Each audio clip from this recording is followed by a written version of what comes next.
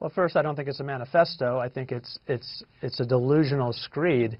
What I see in the 130-plus pages that I read are delusions. There's persecutory delusions, clear-cut persecutory delusions, grandiose delusions. He believes he's divine. He is a god, not God-like, but actually God.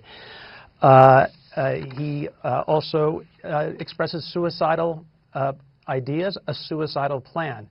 We know that people with delusions and other psychotic symptoms, like the ones I've just described, tend to be more violent than the general population when not in treatment. Let me emphasize, as you did about autism, people with autism spectrum disorder are no more violent than the general population. People with schizophrenia and related disorders are no more violent, except, and this is the difficult caveat for someone like myself who cares for patients with schizophrenia, except for when they're not in treatment, which seems to be the case here. Okay. Let's talk about some of those things. You said it's not a manifesto. You call it delusion. So he writes this, Dr. Amador. He says, all of those beautiful girls I've desired so much in my life but can never have because they despise and loathe me, I will destroy. All of those popular people who live hedonistic lives of pleasure, I will destroy because they never accepted me as one of them. I will kill them all and make them suffer just as they have made me suffer. It is only fair, he says.